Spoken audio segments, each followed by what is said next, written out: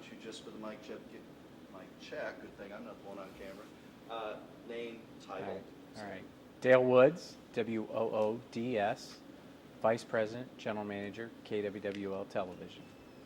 Is that working all right? Mm-hmm. All right, good. Well, let's start with the McElroy Trust issues. What is the importance of the McElroy Trust to your internship program, and how does it differentiate Channel 7 from other stations either in this market or around the country? One of the things that the McElroy Trust does is they allow KWWL to have paid interns when they come into the station. So students who are interested in a career in broadcasting will have the opportunity to come in here, real life experience, and be paid for that experience. They're better prepared when they go out in the field because of that experience, and it's one advantage. Very few stations across the country pay for their interns, and through the McElroy Trust, we're very fortunate to be able to provide that to our students so they don't miss a summer of income. They actually get to continue on their education. How does the station use its interns? Obviously, in a larger union market, they get to sit and watch, but my experience has always been that the interns are active. The interns here have hand-on experience. They run the cameras. They're able to help write scripts, help produce, help direct. It's real life. Any station in the summer is going to have vacation from its regular employees. It's a wonderful time where the students who are interns can come in and get real life application, not by just sitting and watching, but hands-on experience. And you mentioned how the station was fortunate. How common is it, and this is just a shorter version of something you already said, how common is it for a station to have the budget itself to do this as just part of its normal operating budget, and how many external entities like the Trust are able to help a station out in this way? Yeah, very few stations would allocate dollars for the internship program if they didn't have a trust like the McElroy Trust. Very few stations would allocate summer help to enable them to fill in the gaps when the vacancies happen. So the McElroy Trust fills that gap tremendously because that expense is a savings to the station, but also a real benefit to the students who get that experience. Now, if the McElroy Trust wasn't available, the stations wouldn't necessarily allocate dollars for the internship, but it would be more of a burden on the stations during the summer months. Thank you for artfully answering an inartful question. I don't know if you've ever had occasion to read the provision of Mr. McElroy's will that set up the trust. And I'll just use a few buzzwords and see how that fits with what you do with the interns. It shall be for the educational and research fields and grants for projects in which a young person might be engaged. They look at deserving young people. The fact that the Trust's mandate is to fund the work of deserving young people, based on the experience you've had with dozens who have come through the door, how does the mission of the Trust to help deserving young people tie with KWWL interns? Well, that's one of the things I think the students we see in here have a passion to go into the broadcasting field. They want to further their career. They know the next step when they graduate, they would like that to be into broadcasting. So most of all the candidates that we ever see in here, I would say, are deserving because they've made that commitment to what they want to do. So many students in college are in it and they graduate and they don't know where they're heading next. That's the one great thing about the students that we see here is we know where they want to go next in their career.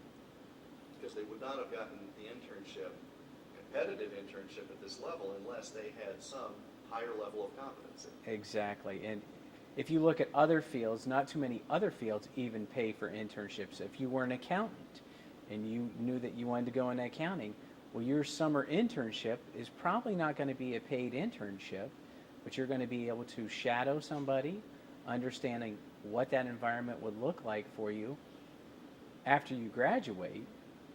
But at the end of the day and end of the summer, you're going back home with no money, and mom and dad are going to have to pay for that. Was that way in law school, I can tell you that. Everything going well? Good. This is starting to get to our transition Okay. point then. To some degree, this building, the KWWL building, is the house that Mac built, McElroy, because this was not the original site, but very quickly they moved here, and the station has been here for nearly 50 years now. Right. As someone who came in from the outside, how big a shadow, how large a legacy was left by the founder, the predecessor company? How is that felt by some new person coming in? Well, I think KWWL is such an integral part of our community of Waterloo that we are known to many people as the Waterloo Station that live here in Waterloo. And they depend on KWWL for their news and entertainment. The legacy that Mac left, as far as education and commitment, I mean, he had to fight for the license to get that license here and in the competition and the competitive market. Now we're the only station north of 20 in this market.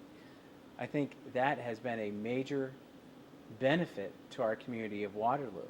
If it was just strictly based upon population, we would be joining the other two stations down in Cedar Rapids, and it's kind of like you're going to go where the people are. We wouldn't be in Waterloo, we would be in Cedar Rapids. But because he chose Waterloo, it was a much better decision competitive-wise, because he then dominates and owns all the viewing north of 20. As someone who then again comes in from the outside, and you meet someone at a service club, etc., you say you're running Channel 7. Did you ever get any comments from people that show they feel they have a great ownership interest in the station? In other words, you're now managing their station? Absolutely. There's people in this community that feel that it's their station. They grew up with this station.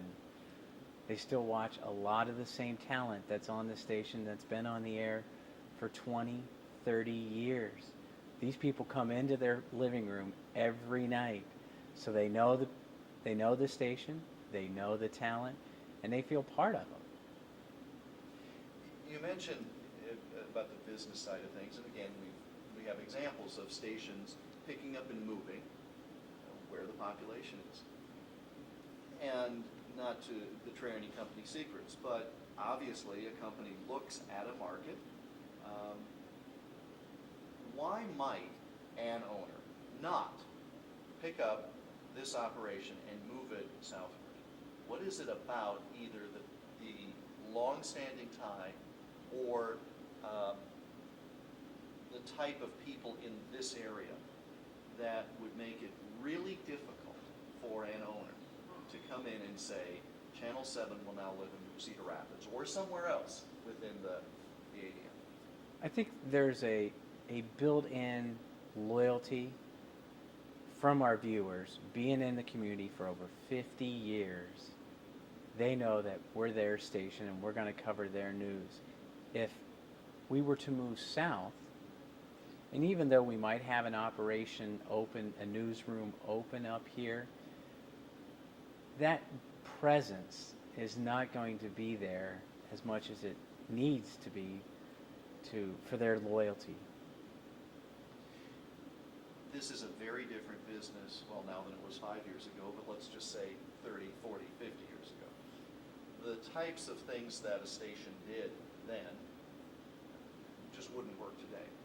So no one is suggesting that, but if we were to assume that the station then did an awful lot of community involvement, public service, local programming, Where is the parallel to now? Where is the commitment in specific form to show that this is still the same Channel 7 in terms of caring about the community?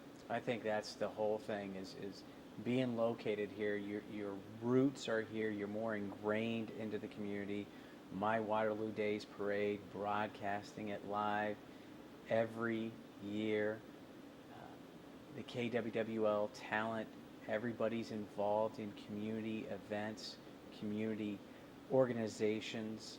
If it's the United Way of leading that organization, or the American Cancer Society, or the Red Cross, but the talent is involved more so in the Waterloo organizations than the other ones that are in Cedar Rapids, Iowa City, or even Dubuque, just because the resources are here. And that's the benefit to the people of Waterloo, is because the station physically being here, we're able to use more of those resources and give back to the community. A community of this size having its own television station. I'm not sure people really appreciate the size of this community and having its own major television station. How unique is that across the country? I think if you looked at just our market size, and if you said there's between Waterloo and Cedar Falls, and if we said there's 100,000 households, that would probably be equivalent to market 170, and we're market 88. So when you start to get down into that size of markets, you don't have a market that's going to have 4 television stations per se. You might only have 1 or 2, and maybe only one of those does news. And that's why having one station all to yourself in the community is a huge benefit to the community. It's been this way since 1934, but stations are to act in the public interest, convenience, and necessity. That language hasn't changed, but obviously how we do that has changed. What is the commitment of KWWL under your stewardship to the growth of Northeast Iowa generally, but the Waterloo community in particular?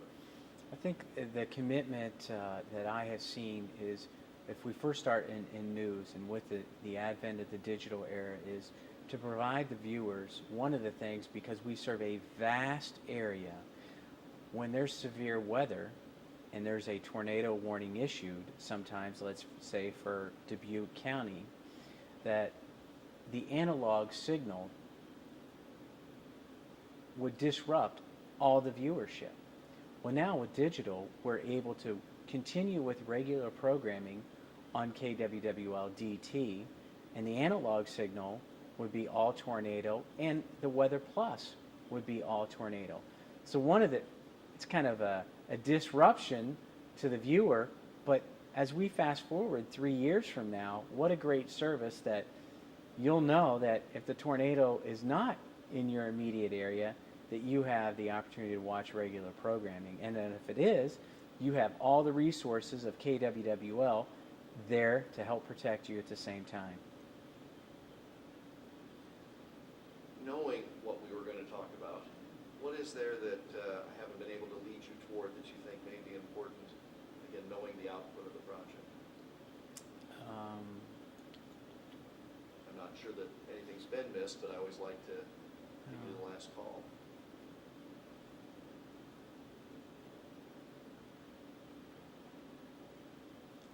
I just think a commitment to programming, not only the syndicated programming, but the local programming is important. During football season on Friday nights, our Friday Night Heroes, what a wonderful commitment that is to the community and all the games that we carry, and little programs like that, Sports Plus, that we carry on Sunday evening, to be able to help people get more in depth into college, into high school sports, local sports, and to be able to provide that to the community has been a great benefit. Lastly, perhaps an unfair question, but I'll ask it anyway. You know a little about Mr. McElroy simply from being in the job. If what you know about him. If Mac were able to comment on Channel 7 in the year 2006, is he pleased with how his creation has turned out? I think he's very pleased. I mean, the strategy of placing the station here, the viewer benefit that came out of that, and servicing all of Northeast Iowa, the financial benefit that he received because he owns 100% of that audience basically, and he receives 100% of, let's say, of that audience. Just bringing it into today's time, the 1st Congressional District that we're involved in here is the 2nd hottest race in our country. Well, 8 of those 9 counties are dominated by KWWL, and it was his foresight that put us here to be able to take advantage of that situation in today's world. All good? Good. For me. Thank you so much. Well, thank you. All right. So, Gold Star Teacher Awards. Well, the station's been tied to that for many years. Yeah, one of the nice things is the McElroy Trust will recognize the top teachers in Black Hawk County every year and give them a grant or a scholarship. It's not a scholarship. I think it's a cash award. Cash They can use award. for whatever they want. Yeah. So they'll recognize the best teachers every year in Black Hawk County. And in addition to that, a few years back, they began the process in Dubuque County. And so every year we recognize those top students top teachers in Dubuque and in Black Hawk County. And then we tie that into the television where we give those teachers the recognition on television so their students and parents can see the teachers being recognized. Which then leads me to think of Best of the Class. Best of the Class has been around for 25 years or more. Migrated to UNI when my alma mater was very short-sighted a few years ago. Speak about how important it was to continue Best of the Class. Even 20 years later, I mean, there's some people who might, the kids may not, I don't know if they recognize that it's a great benefit to be on television. Kids try to be cool. For over 22 years, KWWL has been doing the Best of the Class, and where we're recognizing the best students in each of the academic institutions, the schools in our area. And we'll have over 100 students every year be recognized as part of this process. And once again, it's our commitment, KWWL's commitment, of recognizing the best there is out there, the best students, just like the Gold Star Teacher Awards recognizes the best teachers. Very good. Good, it's ghoulish now. Do you want a white balance? Shoot. No, that's fine. That was a professorial trick when I say, do you want to white balance? It really was no choice.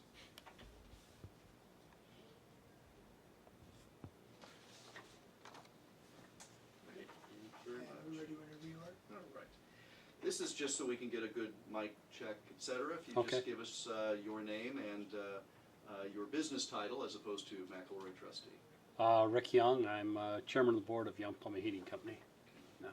Is working out to your satisfaction? Okay. I'm gonna close this door. Oh, okay. Did you want me, you can turn that stereo off too if you want, or CD. Is it coming through the computer or? Oh, it's just up on top, just dial the, Oh, I see volume. Yeah. Okay. All right. Obviously, the trust has been around a fair number of years now, but the essential mission of helping educate deserving young people has been consistent. What, in your mind, as you sit around the table, does helping deserving young people mean in 2006? it gets broader, I would say, every year, and because things change, what people are doing, what projects are out there. And I think that's been the beauty of the trust and the trustees, is kind of adapting to change and what's out there and what we think will make the biggest difference, you know, where the money will help and improve education, you know, improve kids, but deserving young people is a broad category for us, and barely a grant goes by that, you know, when you're sitting down in an afternoon doing a bunch of grants, I mean, almost every one you say, you know, does this fulfill the mission of McElroy's Trust? And we think it does. You know, sometimes we stretch, but we think that if he was in the room and the rest of the trustees, the original trustees, they would be doing that too. They were my upbringing with them, with the Bob Buckmasters, Bob Young, Harry Slife, was very far-thinking people that were willing to expand the envelope to try things and do things for the betterment. And that's something that's been very clear throughout, is that the original trustees, and of course Mac himself, these are very strong people with vision. And it's very clear to me that nothing that you do as a trustee, you're not very far from remembering them very clearly. Yeah, very much so. I mean, it was those personalities. They you know, built a station, built Blackhawk Broadcasting, which then got the big bulk of the money, and you know, they were movers and shakers in town and in the community here. So hopefully we have tried to keep some of that still going and stuff there, and able to look past just you know, some smoke screen and stuff like this of why people need money, but with the idea that it's going to go and do something for the betterment of deserving young people. And you talked about, you know, your upbringing not only as a young trustee with that board, but obviously all of this has been a part of your life, your entire life.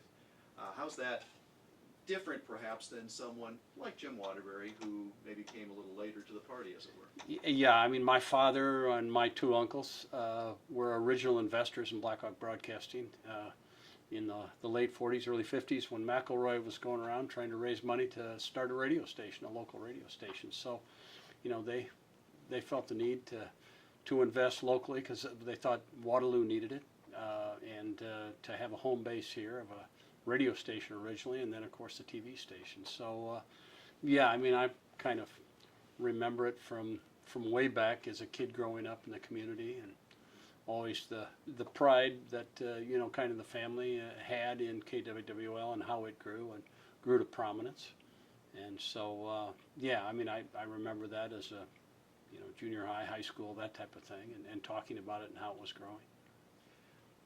How was it that you became a trustee? I know that it was not just let's pick one person. There was a very planned succession. When I got on, Raleigh Buckmaster and I got on, they decided to start out with junior trustees, and so each Bob Buckmaster picked Bill Bolster, who was manager of the station at that time. Bob Young picked myself. I'm sorry, Harry Slife picked Bill Bolster.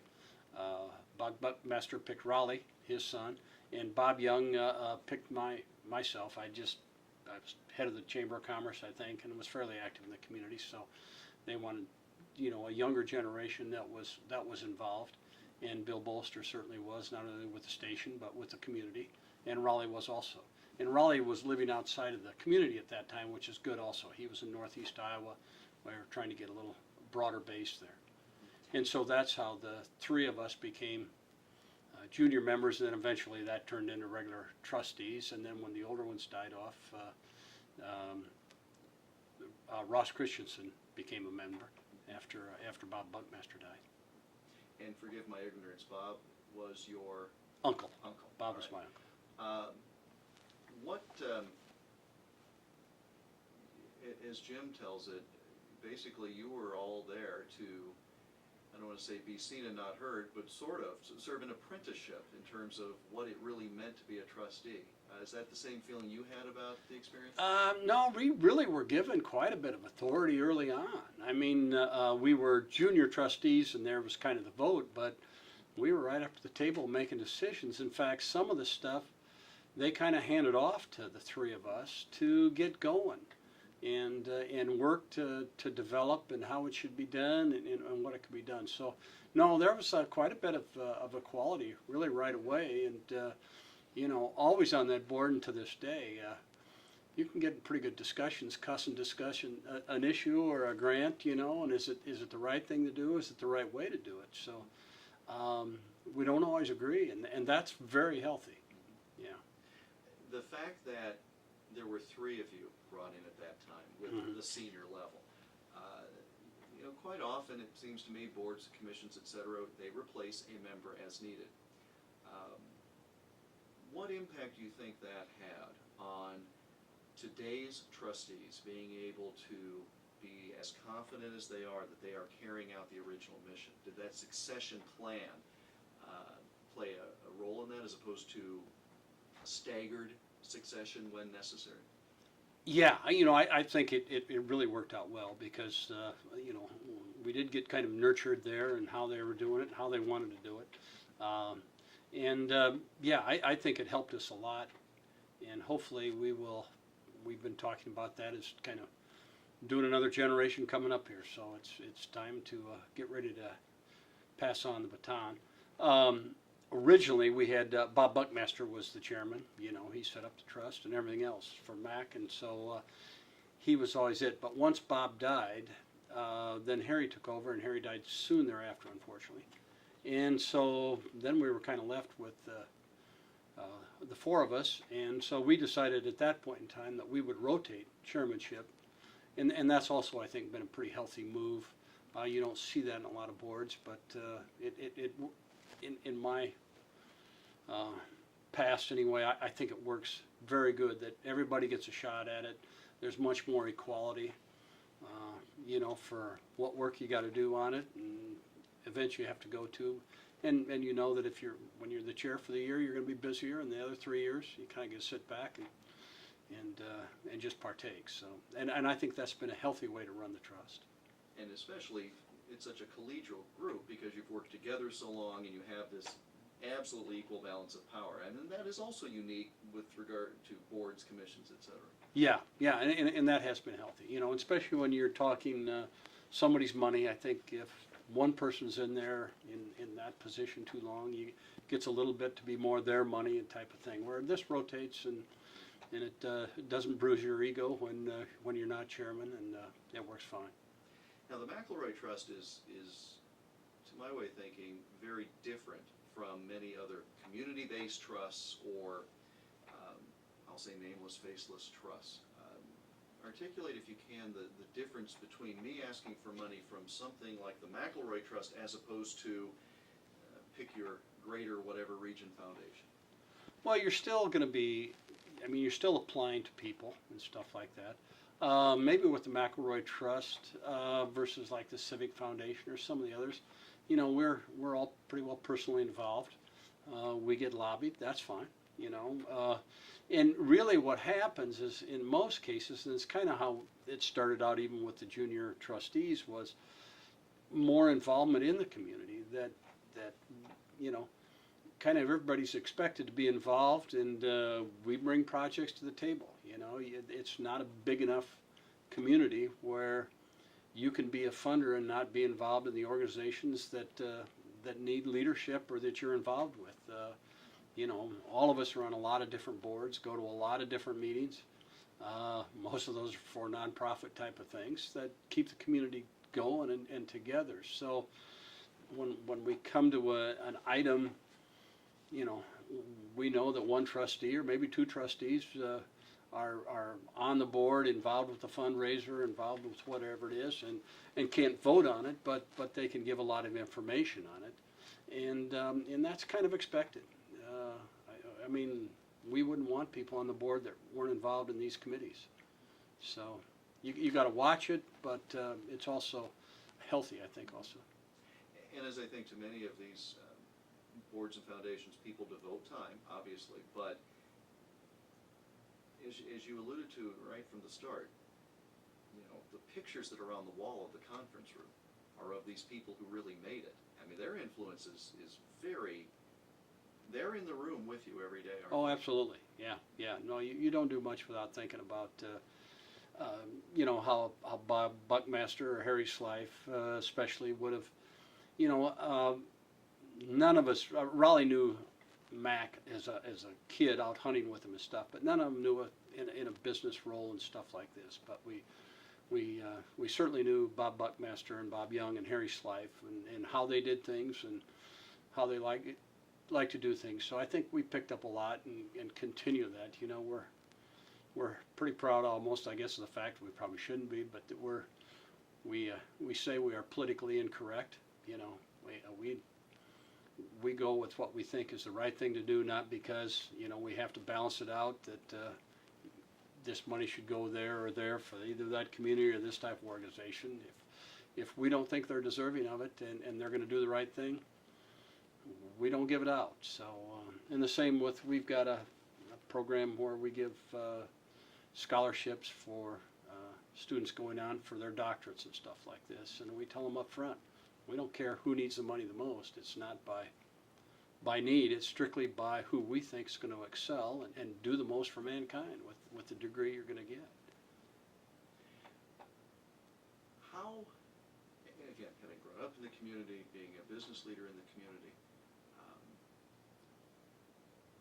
is Mac's legacy, or Buckmaster's legacy, or any of these individuals you've talked about, how much has that permeated the community in other ways? I mean, you know, people see McElroy Auditorium, Young Arena, et cetera. Do you think that people make the connection to who some of these people were? Oh, I don't think very often you get used to those names, you know, and hopefully you got a lot of named buildings around a community because that means people have stepped up, you know, but if they weren't involved in that generation or knew the people, you know, they wouldn't know a McElroy. You know, and unfortunately, Mac is such an unusual story himself. He had no money growing up, lived in the YMCA for, I don't know, 15 years in a single room at the YMCA. And he died with no money. I mean, literally, the station and his stock was just starting to, the company was just starting to be profitable when he died. And so here's a guy that, you know, the trust is worth $50 million now, but Mac never lived with money. So, you know, you kind of think what would have happened there, what would he have done now, and nobody knows how he would have reacted with that. The beginning side of it, though, here's a guy that, you know, in 8th grade had to leave school to send money home to his mom and his sisters. So he knew it from that side, and trying to get help and how people helped him. So from that standpoint, you can look at Mac from the beginning, and then you look at the Bob Buckmasters, the Harry Slifes, and the Bob Youngs on the side that did have money and gave money away, and knew what money did to help organizations and when and where they needed it. That's always, to me, such a compelling part of the story, because you typically think of people who have been fortunate, worked hard, become fortunate, and they think of setting up a trust. But here was McElroy with nothing, Yes. and yet set up a trust in his will to help others. What kind of a message does that send to, you know, those of us who think, well, I'm barely just getting by right now, I can't make a difference? You know, it's a great message. It's one of the things, you know, you'd like to get out more often, that this is what you can do with your money, what your future is going to be. I mean, the part of it that's extraordinary is Mac didn't have money when he set up the trust. And, you know, but he knew in his mind he was going to have money. And I think that's what's incredible. It's a guy that was thinking way ahead. He was going to do something with it. And, you know, he cared about his past, I think, to help others that got a chance to do it. The other incredible story of Mac is the fact that he didn't have money, and he went out and had to raise money for a TV station, or the radio station. And his business plan was the fact that he would raise the money, and he would run the station even though he didn't have any money to put into it. But his deal was, I don't need a big percentage of the station now. Ownership. You guys own it because you're putting the money up. But if I'm successful, I have the right to buy up to 51% and be a controlling interest in the station. So, you know, you see a lot of people now with startup companies. They want to put a little money in. They want others to put most of the money in, but they want to have a majority control. Mac did it differently. He said, "Hey, I'll earn my control. I want the ability to do it, but I don't have to have it up front. If I can't make the station go, you got the votes. You can kick me out of here. But if I am making it go, I get the chance to be the majority owner." And that's how, when they sold to Aflac, he was able to pick up, the trust by then was able to pick up the stock. To have enough confidence in your own abilities to say, whether it's, I'm setting up a trust and I have no money at this moment, or saying, I'll put in all of this sweat equity, you have to have a good sense of confidence about your vision and what you believe in. That's right. Yeah, that's right. You know, to do that in a business, because most venture capital people now or that start in the business, I mean, they want it. They want the big share and everything up front and all the rewards. Mac said, "I'll earn it." You know, I know in the back of his mind, he knew he was going to own 51% of a successful station. He just didn't know when. To most of us, it would look like a risky endeavor, and to him, it was the surest thing that he could bet on. He got it started. Yeah, and he knew that the cash up front, the investors, were all successful people, and startups on the whole don't make it. You know, only a small percentage. So he let them keep their money and their confidence and their vote until he could prove that he did it right. And there's a great parallel to me with how the trust funds things in the current era. So many challenge grants or seed money, etc. That's obviously not an accidental parallel. How is it that the story of McElroy and that confidence and being willing, you know, I'll put up a little of my work, you put up a little money, how does that play into what I see as the trust favoring projects where people are willing to step up and not just come to you with hat in hand for everything? Yeah, I mean, I think that's definitely what you try to do with the challenge grants and stuff like this. Is we're not there as a sugar daddy just to throw money out. It's to help people help themselves. That was MAC, and you know, so the money goes further. The organizations are stronger. If they can't get money from their board of directors or whatever, their main clientele, they're not going to succeed. So why fund them? Why start them, get them going, and see them fail after that? Because they've got to prove, you know, their ability to sustain what they're doing, just like Mac did with the business. Yeah.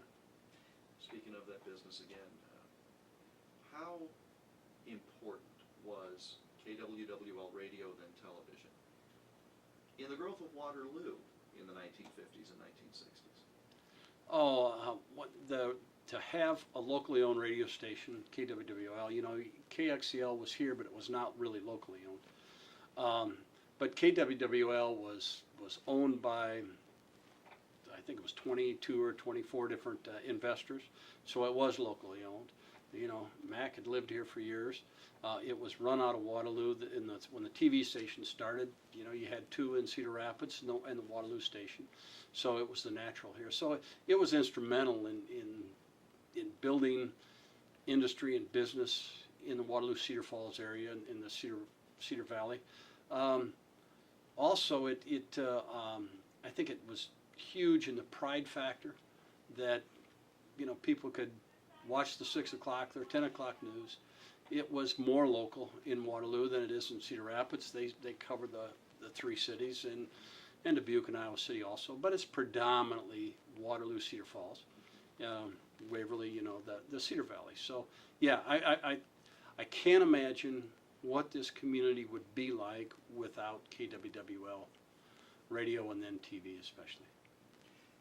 You know, in doing my historical research and seeing which radio stations got a TV license, and a lot of times there was a big fight, obviously, Yes. and this is another great example of it. What if KXEL had gotten the TV license? You know, how does history change? Would it have been the community station that what we know as Channel 7 became?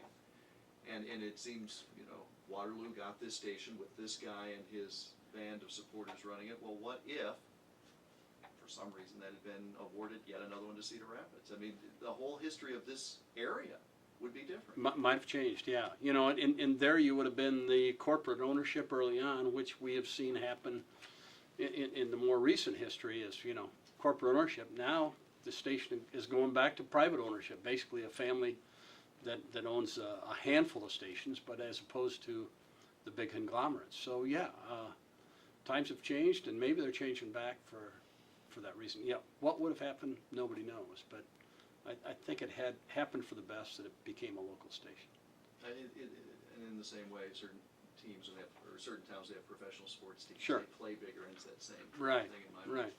And I do think the buzz on the new owner is that it will be a reversion to a time that some of us think is a little better. Very definitely. They want to be involved in the community and have a say in the community, and when something comes up, their name would come up that, hey, they are leaders, and hopefully that'll get back to where it'll be with the station. I think we've pretty much hit the major points. Is there something about either the trust or your work as a trustee, or the old Blackhawk Broadcasting Company, its ties to the city that I haven't specifically honed in on? No, you know, I think the history will be neat that you're doing, because it's quite a story of a business, and the industry itself, the TV industry, so how it started in the 50s and exploded, and you know what can be done now versus what couldn't be. It's going to be a lot of fun too. Yeah. We had a great deal of fun with it. Yeah, it's been a great deal of fun, you know, and you look back critically and you read about Mac and the station, and very doubtful in my mind anyway that probably shouldn't be on tape, but very doubtful that the station would have succeeded had Mac not had that early death. You know, he'd kind of reached the Peter principle, and his management abilities were not there to move it to the next step, and Buckmaster did that. You know, Bob Buckmaster went from being a city attorney and stuff to attorney to running a TV station, and he was hugely successful at it. But it was different management style, and you know, the right thing happened probably at the right time. I mean, and what would have happened had Mac lived to a ripe old age? It would have been a tough, probably. Yeah. And the board might have had a very difficult decision to make. To make, yeah. And Grant and I have talked about that, and it's pretty. To me, the skill set that make you a great player may not make you a great coach, and vice versa. Yes. Well, the skill set that makes you just roll the dice to start the enterprise may not be what you need to take it through the next growth phase, and that's clearly what happened. Yeah, absolutely. The entrepreneur versus the manager, and you need a business transitions. You need to be able to do that, and I don't know if you could have with the strength of the personality that McElroy had. He was, you know, it was a blessing, but it was a curse. None of these were shrinking violets. No. It struck me to end my interview at Channel 7 this way, and so I'll just kind of ask it a little differently of you. As you think about your work for the Trust, and you look up at the wall and there's Mac and Harry and Bob and et cetera, are they pleased? Yes. Generally? Oh, I don't think there's any question about it. Yeah. I think they'd be happy with what's being done, and it's still being done. That money's still going out there. I can't say. You know, I can't say voted on many, if anything, that we funded that I had a bad feeling in my gut that they wouldn't have said do it. Now, it might have been 2 out of 3. One of them saying, yeah, I probably wouldn't have funded, but that's always been that way, and that's been the beauty of it. And the other 2 saying, yeah, I think it's worth trying. So, and they weren't afraid to fail, and I don't think any of us are that worried about failing on a, You know, we fund something and it just doesn't pan out. Doesn't necessarily mean you did it wrong. The intent was there, the idea was there, it just didn't carry through the way you hoped it to do. And it's okay to make mistakes and fund some bad ones now and then if you're trying, yeah. If you get too conservative and too safe, you're not going anywhere. There never would have been a trust otherwise. No, Like absolutely, McElroy was saying. absolutely, yeah. Everybody would have invested their money in bonds instead of in a TV station, yeah. All right, well, I think that's all we need, if that works for you. Sounds good. Might even possibly be committed to that. Oh, I got the spotlight too. Okay. If you kind of describe is the task, is that a program or is that kind of the name of the? TASK is an acronym for Training Advancement Skills in the Community. TASK was organized in 1974 by a group of parents that had children with disabilities, and they were looking for some training opportunities, educational opportunities for them. And at that time, the school programs had not yet been developed. So in 1974, TASK started out as a Winnie the Pooh, a training school for preschool children with disabilities.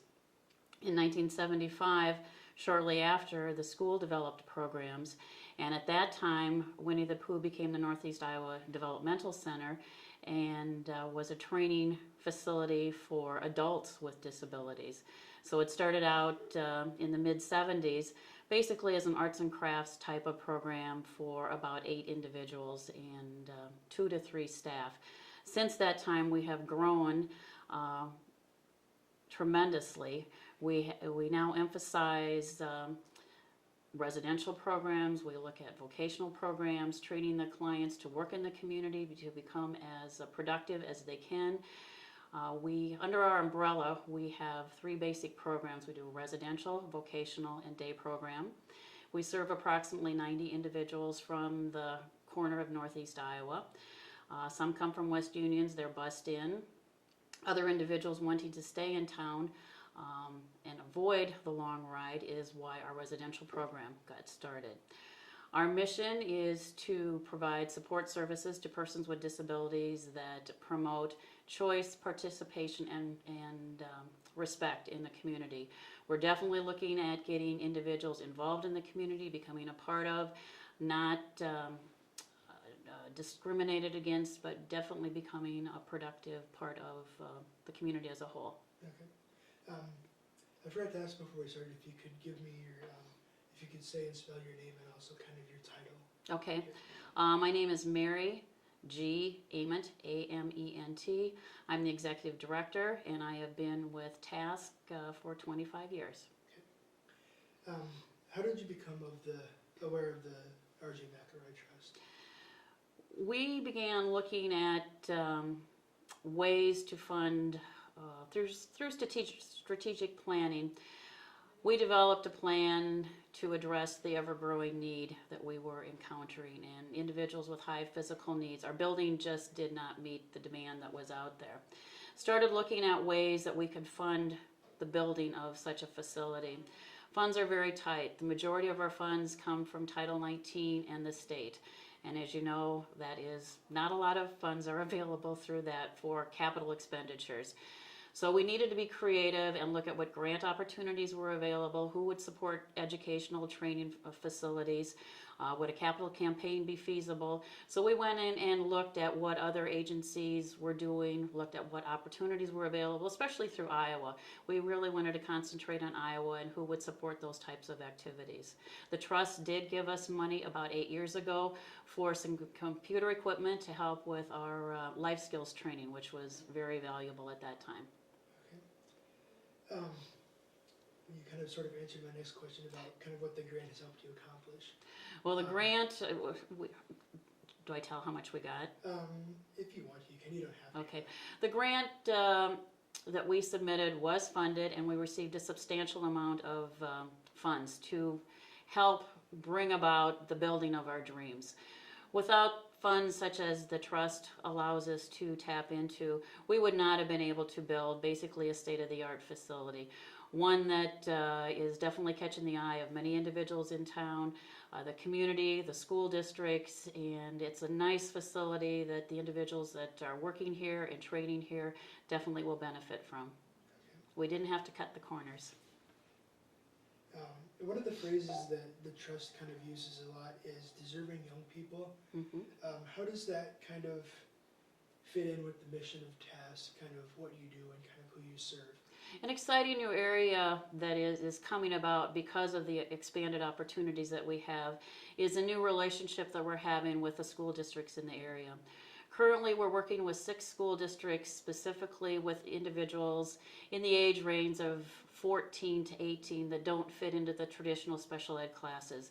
We are taking the individuals and taking a non-traditional approach and stressing the learning of functional skills. What will that individual need when they leave school? We don't want to see them spend as much time in a sheltered workshop or a supported environment more than they have to. By being able to provide the early training through the school years, we are helping them become ready for the work world and residentially as they graduate from high school. What would you say to the members of the trust, kind of as sort of a thank you or kind of appreciation? Words truly cannot express the gratitude that myself, the staff, the clients, the board of directors has. We were very anxious to move into our building, and the clients have lived through this project for about the last year, wanting to know when it's going to be done, when it's going to be done. One of the clients that cleans my office, he cleaned my old office, kept coming in every day. When can I clean the new office? When can I clean the new office? Finally, the day came when he could clean the new office. For an hour, he spent vacuuming, dusting, cleaning, and singing. You could walk up and down the halls and hear that voice throughout the building. That is truly what this is all about. The rewards that we get back, the good feelings that the clients have about themselves, being fulfilled. Words just cannot truly express the gratitude that we have for that. Is there anything else that you'd like to add that maybe I haven't covered? Oh, let's see. You know better than I do. How did that sound so far? I think it sounds really good. Cut. So, I don't know if there's anything more about the program that you wanted to mention, or just kind Yeah, of... because I'm trying to think what I did say about the program. We could, because I talked about the mission. I could talk about the life skills and vocational. Yeah, we could go back and do that. Okay. Just to expand on the services that TASC provides, basically it's residential, vocational, and life skills. The vocational piece of our program provides both the traditional and the contemporary services. The traditional, the sheltered workshop, where individuals train in-house, learn the skills that they will need to be successful out in the community on a job. We also are very big into supported employment, where crews, individuals go into the community, work for the businesses. We provide the support on site at the business, and then fade out as the individual learns the job. We also do placement, where we find the individuals the job and get the arrangements worked out between them, Voc Rehab, and the business, and then we're out. It's basically a placement services. Our life skills program provides services to individuals that may choose not to work or don't have the capabilities of working at a full-time job. We carve out, again, functional skills that we look at training for them, budgeting, activities in the community, volunteering at their nursing homes, planting flowers in the park. We have an art instructor that comes in weekly. We do lots of creative work to bring about skills that individuals may in the past not have been able to be tapped in because it wasn't a measurable goal type situation. Our residential has grown by leaps and bounds. We provide home and community-based waiver homes. We provide drop-in services to individuals in their home. We can provide services on a 24-hour, 7-day-a-week basis to a 1 hour per week or 1 hour per month. We look at the individual. We design our programs around the individual. We don't want to have a cookie cutter that we make the programs and you need to fit into it. We look at your needs and we develop the program around your needs. All right. But other than that, I don't know how he wants you. Go ahead and read it out loud. Hello, this is Eric Sheriff from the AV, from live from the Task ABE Stadium in Waukon. Folks, we are here today to broadcast how ABE has assisted me in scoring big in my life. Over the past 5 years, I have been involved in the ABE program here at Task. Like any other athlete, I've needed to concentrate, stay on track, and focus on a target to be able to make a slam dunk in my life. By combining my ABE programming with other life skills that I've obtained at Task, I've been able to independently live in my apartment for the past 5 years. Like a good athlete, it takes practice, patience, willingness to learn, and repetition to score big. Part of the video.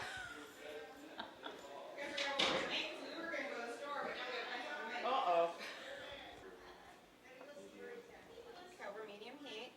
Do we need a bowl to mix the ingredients in? Yeah. Okay, who wants to get the bowl? Okay, we have 2 people going to get a bowl. Whoever finds it first, I guess. Or,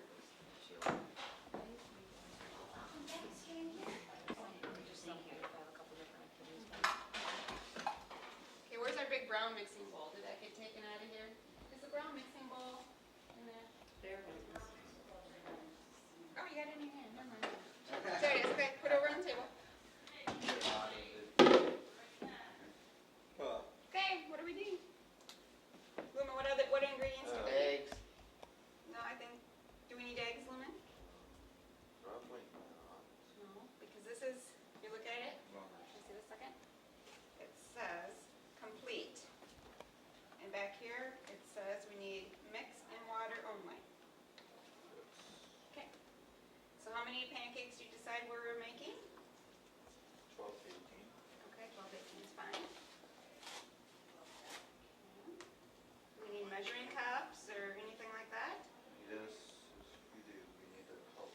A cup, 2 measuring, cups. 2 cups? Is Okay. What? Get it? 1 cup? How much water do we need? Hang on, Logan will tell you.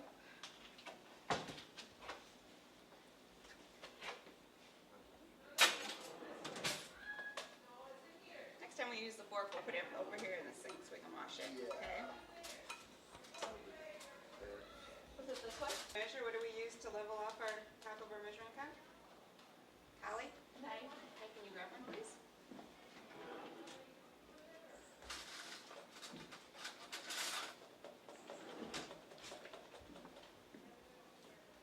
a little more. I need a couple.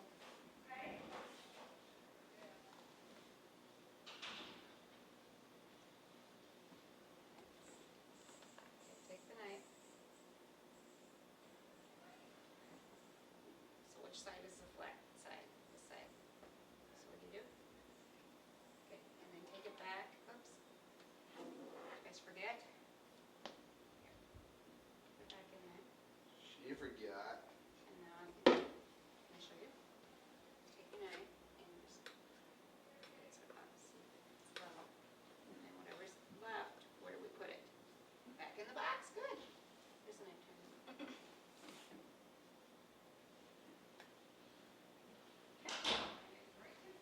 How many cups did we need, Lumen? You say we need 2 of those, right? 2. Correct. Use color.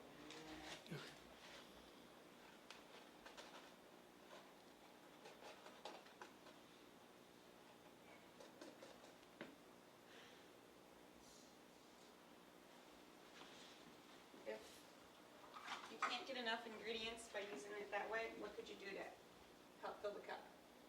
Well, you should have told me that earlier. Just to send her wash them and do it. Well, I was waiting to see if you would suggest that. I don't think we're ready for the cook show, are we? No.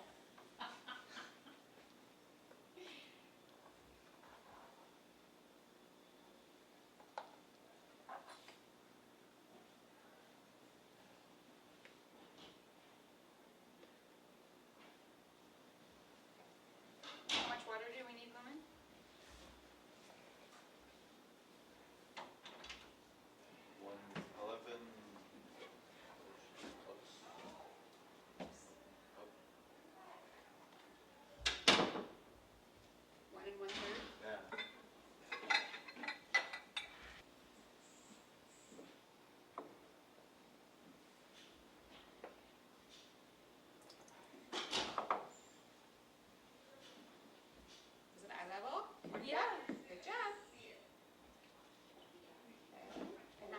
we need? 1/3.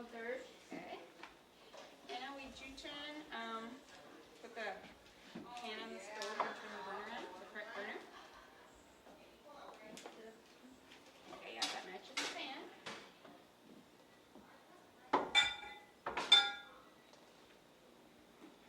What temperature do you think? Okay, who's going to stir? I will. Okay, what temperature?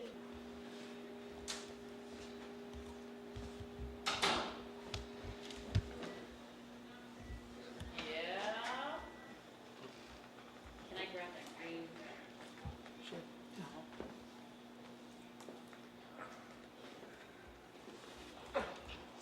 Is it heavy?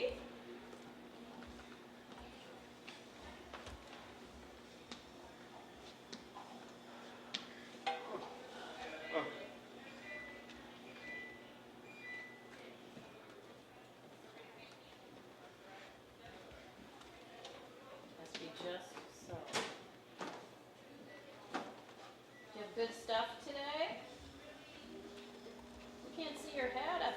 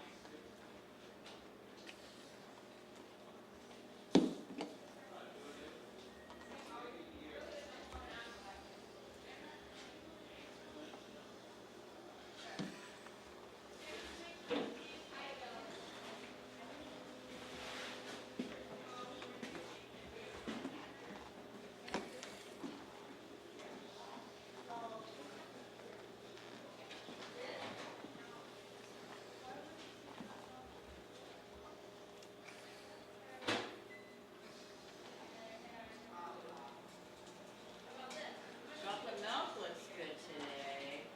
Oh, yeah. Pudding.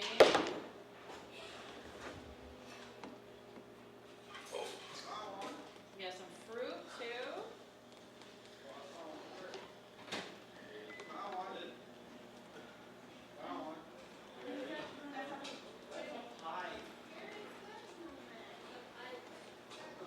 Move that.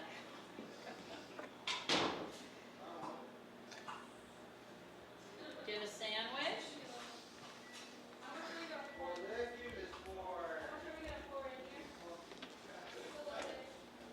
Oh, there comes the good stuff. And your key, oh, your money.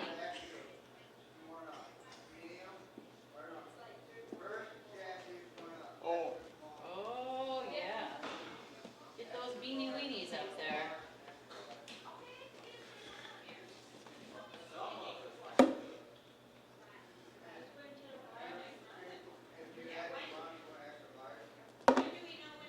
Yeah, don't put it on top of your napkin. Are you done? You ready to eat now? Joe, what else? What's that? Yeah, definitely, we need the base, don't we? Sandy, we're thinking of everything that goes in there, but there's one really important ingredient that needs to go in with that grilled chicken breast salad. What else would it be? Oh, duh. What do we put on? There you go. If we make the lemonade of fresh lemons, is that gonna be better than us buying the concentrated stuff and we just add the water? Definitely. So that's what we're gonna do. We're gonna be learning how to squeeze some lemons and make our own lemonade. And that, Like some Big Newtons or like fruit. good choice there, Kay. Well, I have those granny apples sometimes. Oh, those are wonderful. Those are my favorite. Good They choice. are. Good choice. Chris? Nothing. All right. Very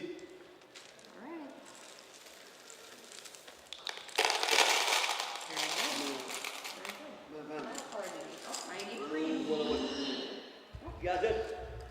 Are you gonna keep looping? Very good. Come on.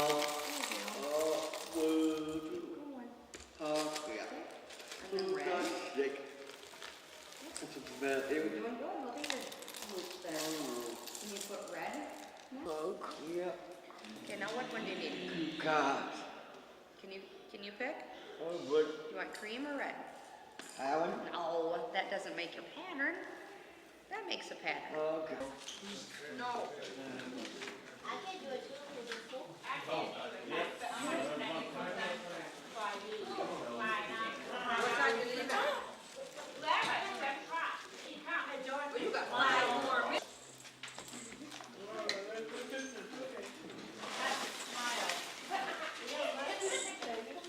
Keep working, George.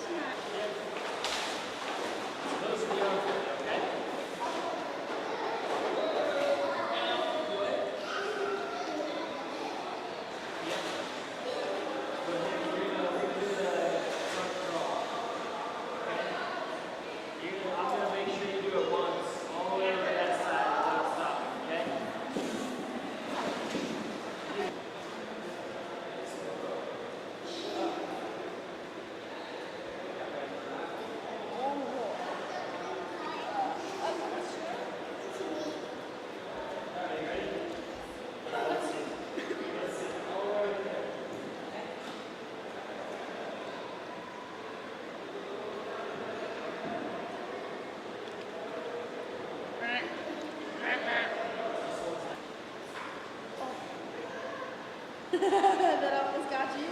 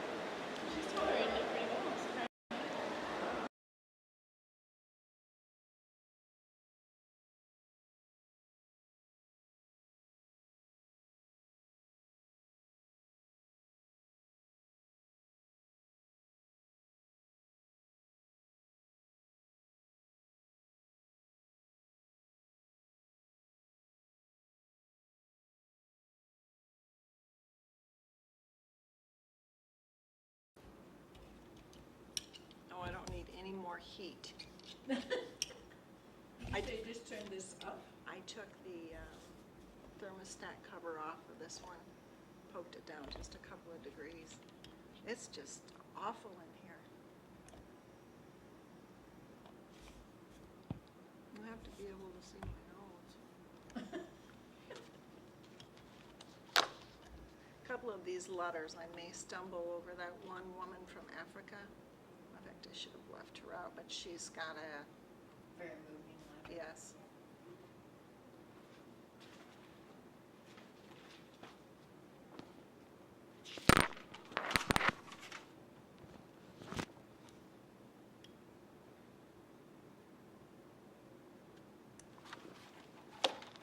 Do you need Peg to introduce herself or tell what her position is to start with?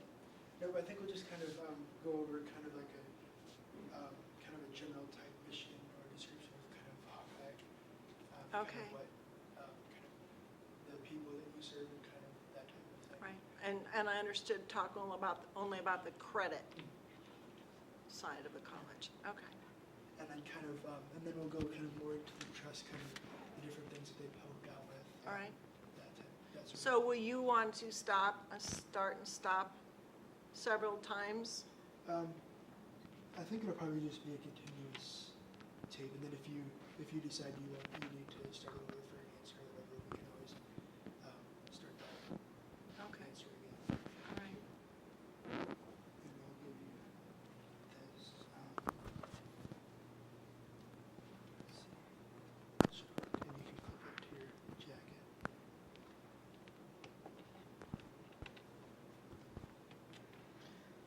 Just like in the movies. It's like the TV announcer.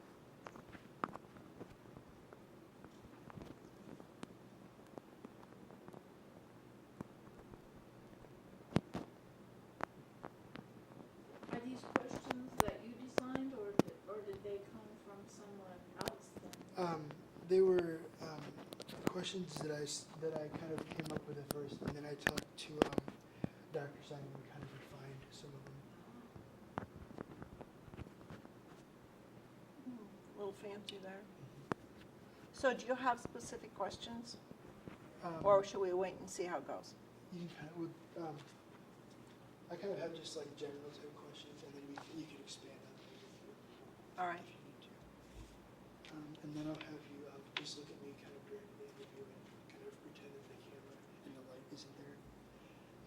Sometimes easier said than done. Okay. And if you're ready, we'll go ahead. Okay. Okay. College is a 2-year institution that serves a 10-county area in northeast Iowa. I'm going to actually have you start by telling me or having you say and spell your name first. Oh, okay. And then kind of your title here at Hawkeye. Okay. And spell my name also? Okay. We don't often have to spell wrong. That's it.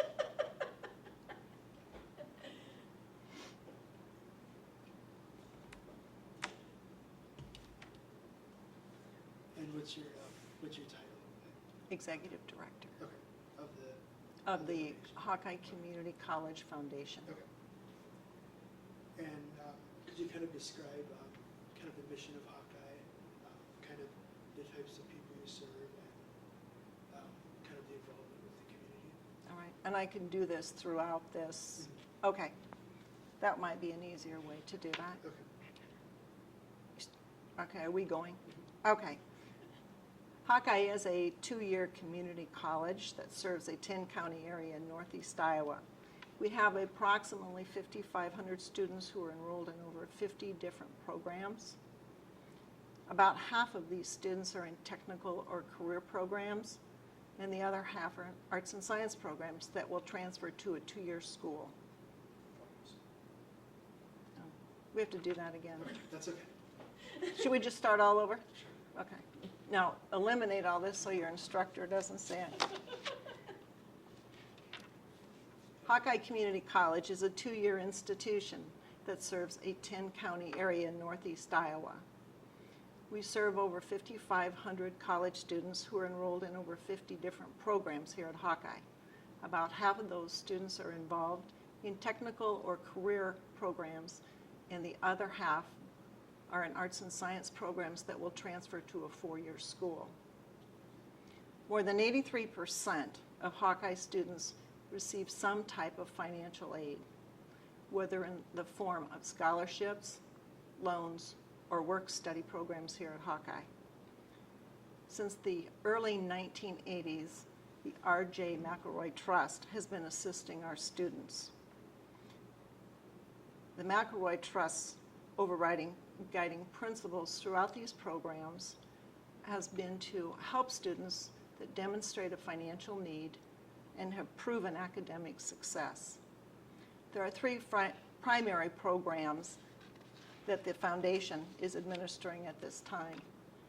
The first of these is a loan program that was established in the early 1980s.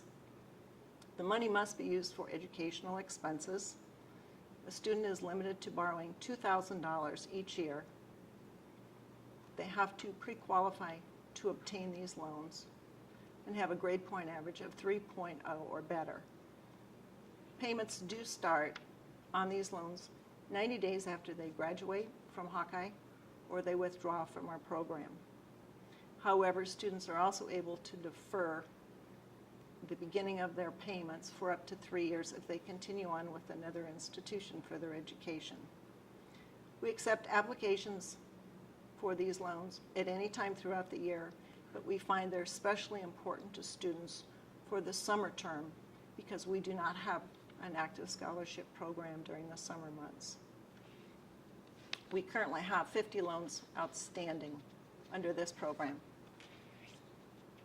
Also starting in 1981, the McElroy Trust began to sponsor scholarship programs.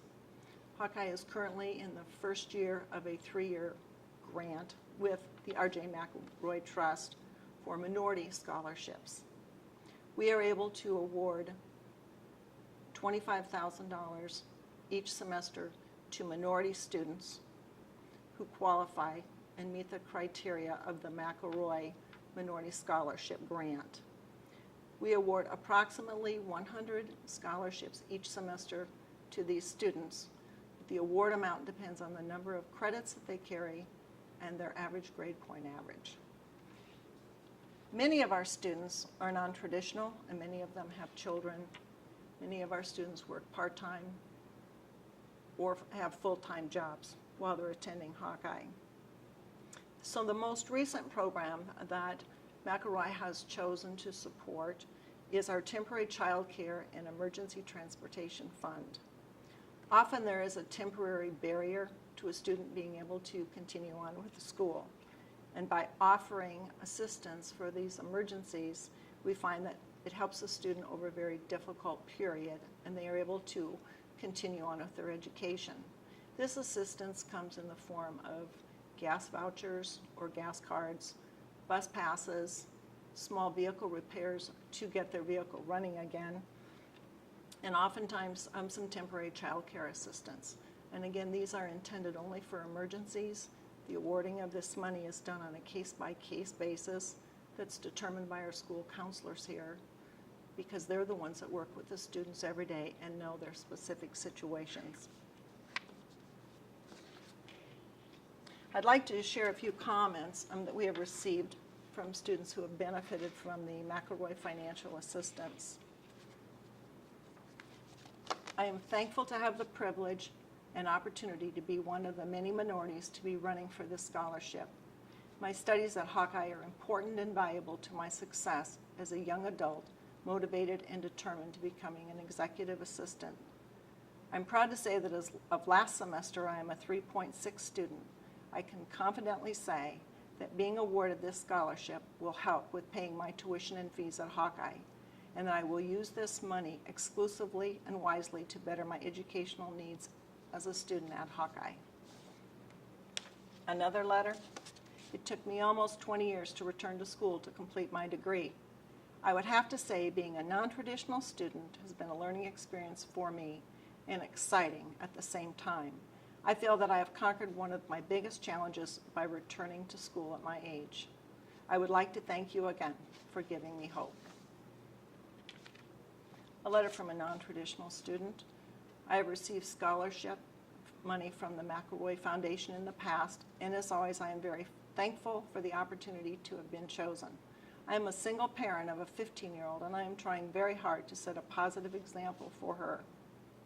I have to be a role model for my daughter, and going to college was a way for me to prove to myself and to her that whatever you do is up to you and is doable if you are willing to work hard, be determined, and never give up or lose sight of your dreams. Thank you for the scholarship. It makes a difference in the student's life, and I will make it my personal commitment to be the best that I can be. I am the mother of 2 young children who moved all the way across the world from Africa, looking for a better life for my children. I had a dream of working in a medical field. This dream would never have taken the steps to reality if I hadn't come to this country and helped find help from sources like you. And one last one. I would like to take this opportunity to personally thank you, R.J. McElroy Trust, for assisting me when I was experiencing problems with transportation. Your generosity is not going unnoticed. It was much appreciated when I needed it the most. Keep up the good work because your donations make a difference between succeeding and failing. Hawkeye is very proud of the fact that 95% of our graduates stay in Iowa to work and raise their families. And it's people like the McElroy Trust that today are helping the people that tomorrow will become our police officers, our nurses, our dental assistants, our auto mechanics, and maybe our accountants that someday will be helping all of us.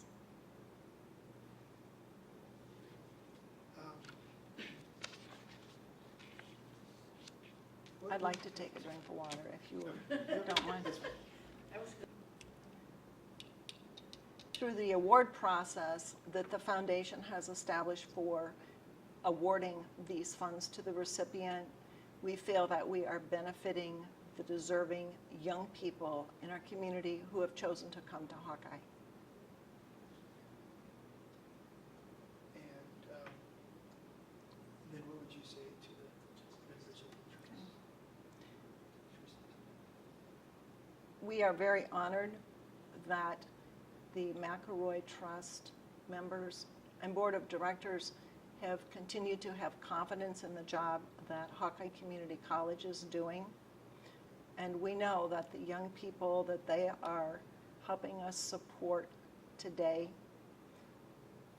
will go into the community, become hardworking members in our blah, blah. I'm ready to do that one again. That's okay. Okay. We very much appreciate the support that we have seen from the R.J. McElroy Trust over the years, and are very honored that their board has continued to have confidence in the job that we have done in educating these young people. It is a benefit not only to Hawkeye Community College and those students, but to our community in the Cedar Valley.